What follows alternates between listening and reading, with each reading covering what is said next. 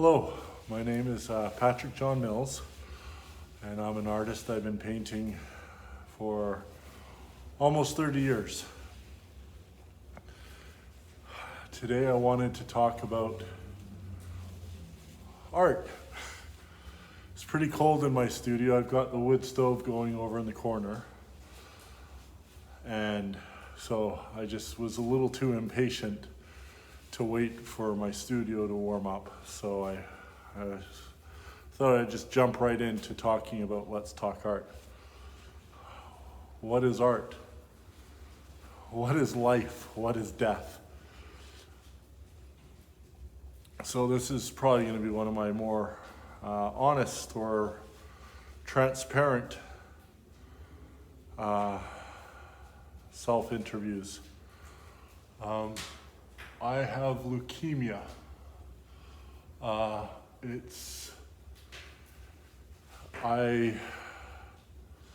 start chemotherapy tomorrow morning, 8 hours IV to that's how it starts.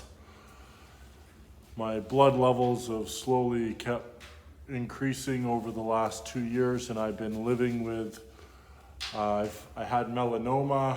I had it removed. I have had countless biopsies and the whole bit. And I had to look at cancer as a gift. I have to look at everything as a gift. And there's so many ways to look at things, but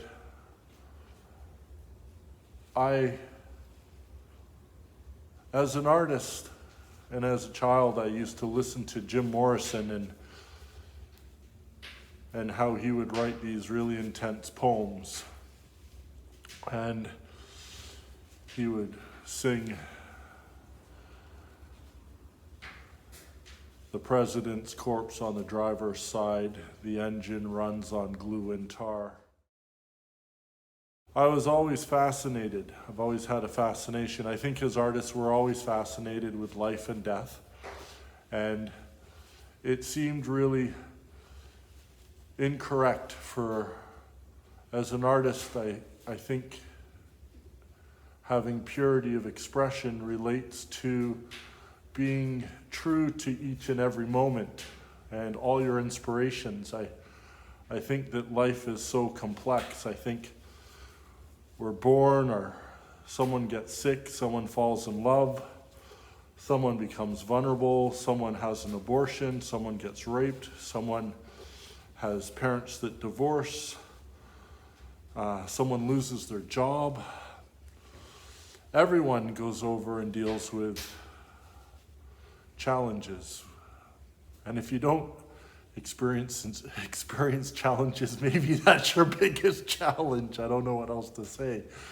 But I don't think any of us escape the complexity of life. And so it seemed really natural for me to really absorb into my mortality as an artist and to explore what's going on inside of me.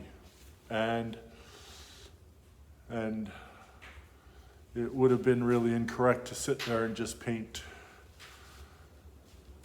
the same kind of like happy paintings. I think unconsciously I just don't live like that, to paint like flowers, or I don't know what, something happy. But in my journey, and I love flowers. Let's get that straight. I absolutely adore flowers, but there's so many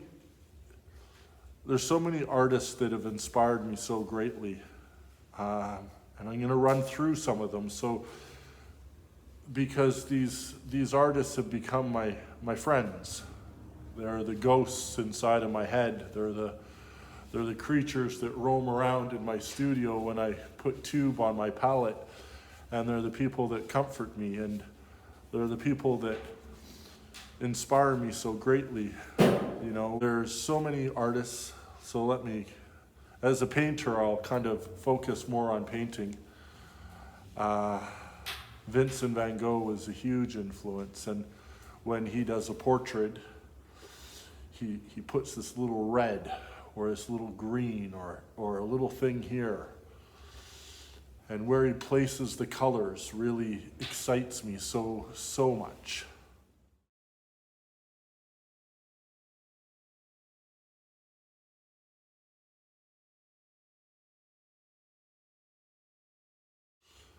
I remember going over and seeing GIACOMETTI's work, and he did this one sculpture, a dog in the rain, and I just loved it. I absolutely loved his work. His paintings they're not really portraits, but they're more kind of existential portraits, and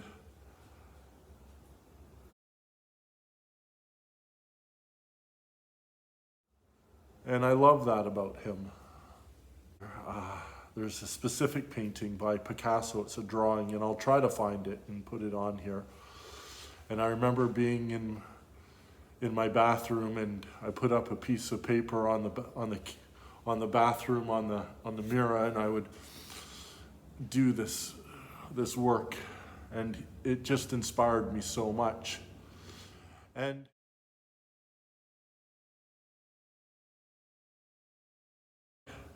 I look at having cancer, I want to get back to that, as a gift, because as an artist, I think it would be it'd be tragic to die in a car accident just suddenly, randomly, instantaneously. But to go over and to have leukemia and to have such an intense, prolonged waltz with death and have this, it's such a fundamental, beautiful inspiration that's so raw and so intense, and it's just so conducive to me being who I am. So I kind of, as difficult as it is, it's I love it. I love life, and I love death.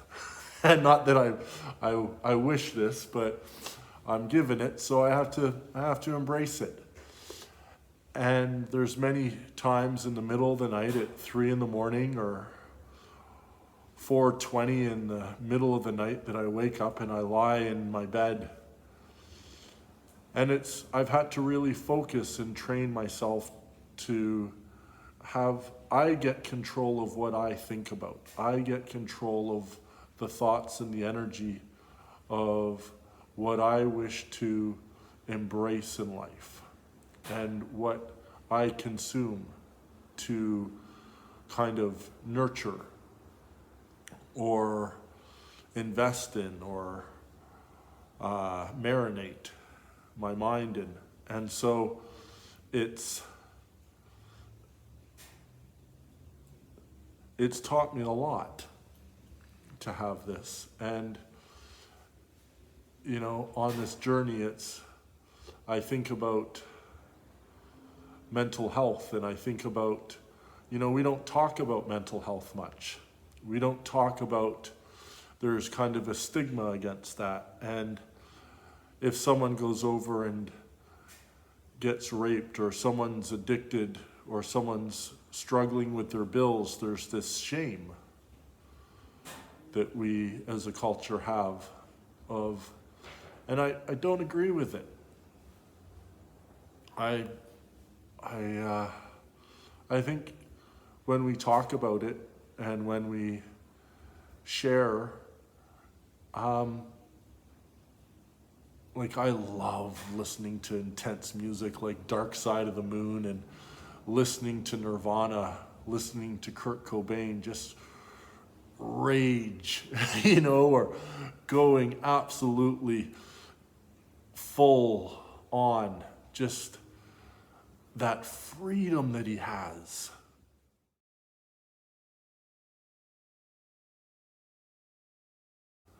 And he just kind of, there's that huge tsunami of wave that he just, like as a surfer, gets on the ocean of all of his experiences and all of it in its complete rawness, and he just has the courage or insanity or bravery or whatever you want to call it, and he just rides it. And I think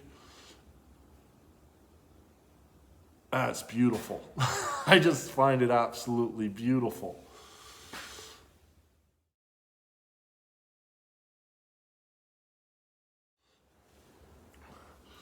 I want to also talk about other artists that I love. So there's William de Kooning. William de Kooning has had a huge impact on me, more so when I was starting off. I loved how he was so liberal and free and moved, and he did these figures that just explored. And the way he used the paint was just so intoxicating to me.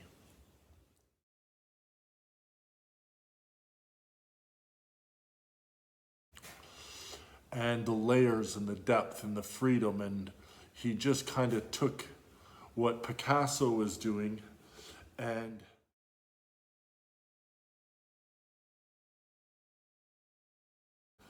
just opened it up into a whole nother way.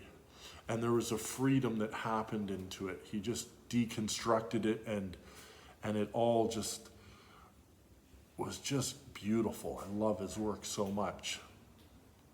There's Francis Bacon.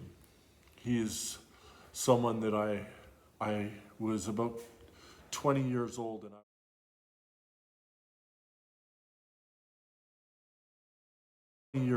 I was going through the museum just next to Concordia University in Montreal, and I saw two of his portraits that were on exhibition, and I was just, wow.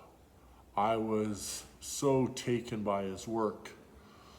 And I, went, and started finding them and researching them, and it was at those moments that there was also a time that before that I saw Picasso for the first time when I was 18.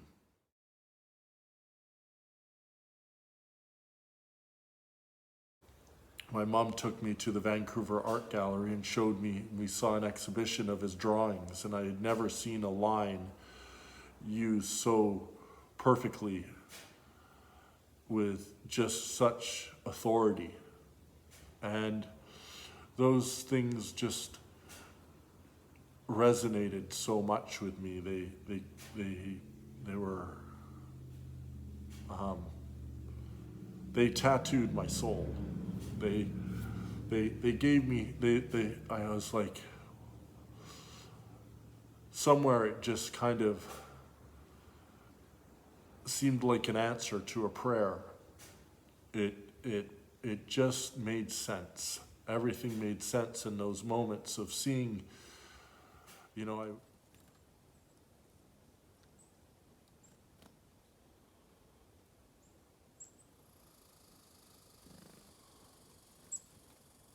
Baba, you're more efficient than Tim Hortons drive-through. Look at you, look at this.